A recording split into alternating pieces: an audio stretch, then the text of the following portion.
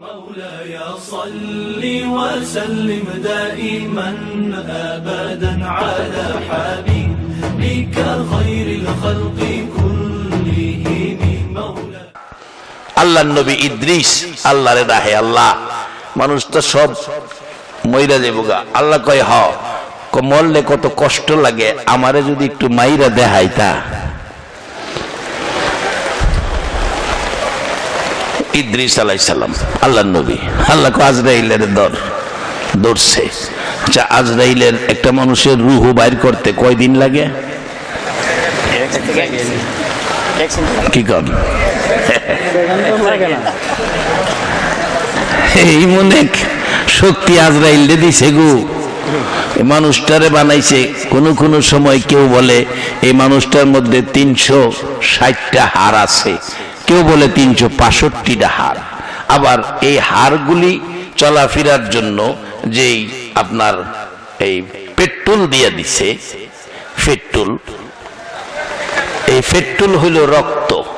এই পেট্রোল চলাফেরা, রক্ত চলাফেরার জন্য দেহটার মধ্যে 70,000 রগ আছে। রগ 70,000 রগ।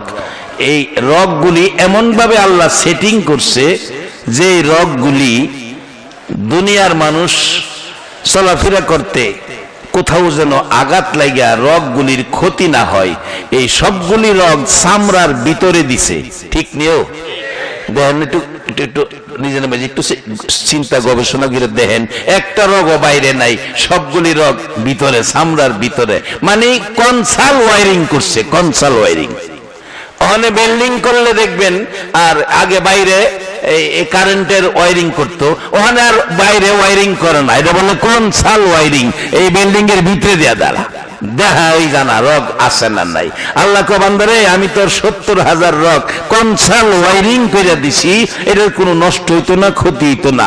কিন্তু দেখবেন সারা বিল্ডিং এর তার ওয়ারিং কইরা একটা বড় বোর্ডের মধ্যে আইনা সবগুলো তারের মাথা জমা করে মিস্ত্রি। আল্লাহ কয় আমিও তোমার দেহের 70,000 রগ একটা বোর্ডের মধ্যে আইনা জমা করছি। আজরাইল থাকা বাজে দিন বুটটা খুললা বলবো, একটানে তোমার 70,000 রগ ফটার ফট আমরা ছিড়া লাইব।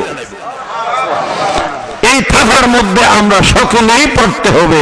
এই কথাটা কি আপনারা মানেন? তাইলে শোনা গান্দা হুজুরের সাথে দোয়া শরীক হয়ে যায়। আল্লাহ ওয়ালাদের হাত অনেক লম্বা। কত লম্বা? বাস্তবে আসুন, কোন দলের আলেম অস্বীকার করার ক্ষমতা নাই, কারণ আমি দলাদলির ওয়াজ করি না। ভারতের জমিনে ঘুমিয়েছেন হাজী আমদাদুল্লাহ মুহাজিরে মক্কি, একজন রাসূল প্রেমিক ছিলেন, আল্লাহওয়ালা ছিলেন। ভারতের জমিনে ঘুমিয়েছেন হাজী আমদাদুল্লাহ মুহাজিরে মক্কি। উনি রাসূল প্রেমিক, এত প্রেমিক ছিলেন, মাঝে মাঝে উনি এই ভারতের জমিন থেকে বাতাসের উপর ভর করে উনি মদিনায় যাইয়া মসজিদে নববীতে জামাতে শরীক হইতেন। একদিন এক ব্যক্তির ছেলে হারানো গেছে, ছেলে পায় না, মা বাবা কাঁদতেছে ছেলের মায়ায়। আরে ছেলে এনে মা বাবার দেখে কান্দে না, মা বাবার তো মায়া ঠিকই আছে। বা জানো, তুমিও বুঝবা যখন ছেলে মেয়ের মা বাবা হইবা। ডাকতেছে, কি করবো? একজনে বলছে আল্লাহর ওলির কাছে যাও। হাজী আমদাদুল্লাহ মুহাজিরে মক্কির কাছে গেলেন, গিয়ে বলতেছেন হুজুর আমার ছেলেটা পাই না, কলিজার মানে না, মা কাঁদতেছে, বাবা কাঁদতেছে। বলে আল্লাহর ওলি বলছে বসো। চোখ বন্ধ করছে। দেখবেন সোনাকান্দার দরবারের এই আদর্শটা, এই নিয়মটা আছে। দেখবেন চোখ বন্ধ করে বসতে বলে, মোনাজাতের আগে জিকির করে চোখ বন্ধ, চোখ বন্ধ, চোখ খুলবেন না, চোখ খুলবেন না। আমার জানা মতো ওনার আজকের যিনি আজকে আগমন করেছেন, ওনার আদরের দাদা, ওনার কলিজার টুকরা দাদা, যিনি সোনাকান্দা দরবারের মূল পীঠ ছিলেন, এই শাখার থেকে আস্তে আস্তে আজকে যিনি আসছেন, উনি শাহ সফি আলহাস মাওলানা আব্দুর রহমান হানাফি রহমাতুল্লাহ আলাইহি আদরের নাতি। আব্দুর রহমান হানাফি রহমাতুল্লাহর জীবনী, এত সুন্দর জীবনী। ওনার এই জীবনী শুনলে শুনতেই মন চাই, শুনতেই মন চাই। যাই হোক, এত বড় দরজার উনি ছিলেন আব্দুর রহমান হানাফি রহমাতুল্লাহ আলাই। সেই রক্ত থেকে, সেই গাছ থেকে যে ফল এসেছে, সে ফল আজকে আপনাদের এখানে। উনি বাস্তব কতগুলো জিনিস, যেমন ছেলে মেয়ে হয় না, বলবেন ছেলে মেয়ে কি হুজুর দেয় না, ওনারা আল্লাহর সাথে এমন গভীর সম্পর্ক, হাত বাড়াইয়া ডাক দিলে আল্লাহ পাক সন্তান দেয়। বাস্তব। আমার গ্রাম রামনগর গ্রাম, রায়পুরা থানা। এটা কোন থানা? বেলাবো থানা। আগে রায়পুরাই আসিন, অনকাইটটা বেলাবো করছে। ডাক্তার আব্দুল বারী ভৈরব হোমিওপ্যাথিক ডাক্তারি করতেন। ওনার 6টা মেয়ে, ছেলে নাই। ওনার আত্মীয় স্বজন থাকতে পারেন, কোন সমস্যা নাই, সত্য কথা বলছি। 6টা মেয়ে, ছেলে নাই। আব্দুর রহমান হানাফি উনি তখন আমাদের গ্রামে আসছেন, উনি আগে আনতেন। বললেন, হুজুর আমার 6টা মেয়ে, ছেলে নাই, একটু দোয়া করবেন। আল্লাহর ওলি বর্তমান হুজুর যিনি আগমন করেছেন, ওনার দাদা হাত বাড়াইয়া ডাকতেছে, আল্লাহ, ডাক্তার আব্দুল বারীর 6টা মেয়ে, মেয়ে তো তুমি দিছো, তুমি মেয়ে দিছো, ছেলে দিতে পারো না? 6টা মেয়ে দিলা, একটা ছেলে দাও, একটা ছেলে দিয়া দিও। আমি আব্দুর রহমান কইলাম, আমি ছেলে একটা চাইলাম, আর ছেলের নাম আমি রাইখা দিলাম আব্দুল হাদি। হাদিয়া স্বরূপ একটা ছেলে ডাক্তার সাহেবরে তুমি দিয়া দিও। দুই কথা কইয়া দোয়া কইরা গেছে। নিয়ম অনুযায়ী এই বছরের শেষেই আল্লাহ ছেলে দান করছে, নাম রাখছে আব্দুল হাদি।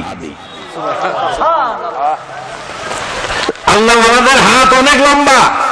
শুধু এখানে ওয়াজ করতে, ওনার জীবনী ওয়াজ করতে গেলে সারা রাত্রের ব্যাপার। আজকে আমি সংক্ষেপ করব, এই জন্য হুজুর কেবলার অনেক ব্যস্ততা। শুধু আপনাদেরকে নিয়ে দোয়া করবেন, এই দোয়াটা যে কত প্রয়োজন এটা আমি বোঝানোর জন্য বলছি। বসেন। আল্লাহওয়ালাদের সাথে থাকলে একটা মুহূর্ত অনেক দামি। কত দামি আসতেছি সামনে। হাজী আমদাদুল্লাহ মুহাজিরে মক্কি ওনার কাছে বললেন, চোখ বন্ধ করো।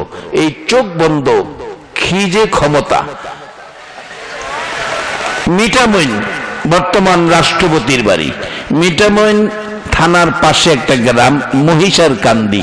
মহিষার কান্দির একজন বড় আলেম, সোনাকান্দার দরবারে মানুষ যায়, আলেম, এত বড় আলেম, কয় দেখি এরা যায় কি করে। মুরিদ হইতাম না, যায় দেখতেছে, দেখে চেহারা দেখে তার একটু মায়া লাগছে। বলতেছে, হুজুর আমি তো আসছিলাম মুরিদ হওয়ার জন্য না, আপনার এখানে কি হয় দেখার জন্য।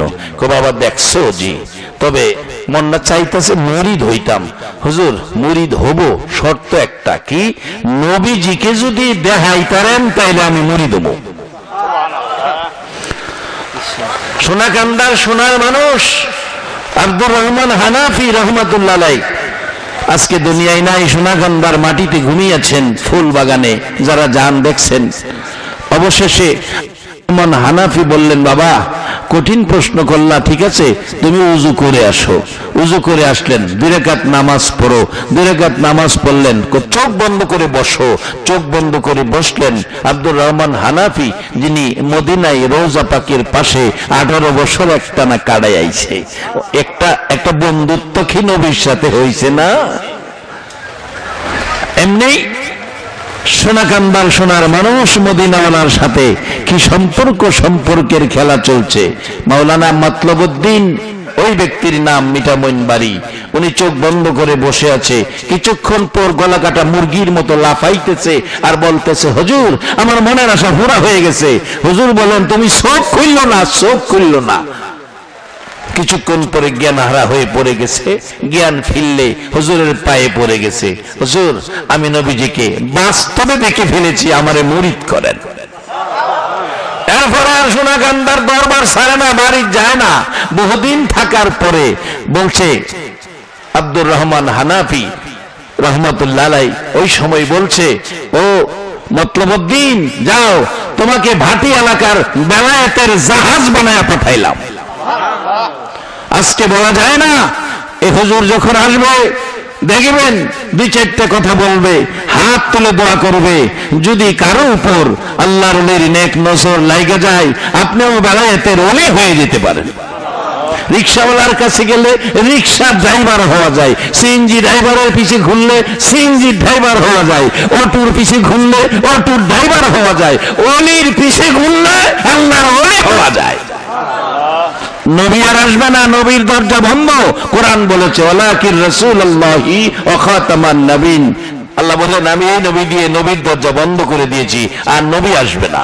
রাসূল নিজেও বলেছেন আনা খাতামুন নবীন লা নবিয়্যা বাদি, আমি শেষ নবী, আমার পরে আর কোনো নবী আসবে না। কিন্তু ওলি গাউস কুতুব আসবে না এ কথা বলে নাই। আল্লাহ আজকের এই মাহফিলে ওলির নেক নজরে পড়ে গেলে দুই চারজনকে ওলি বানাইয়াও দিতে পারে।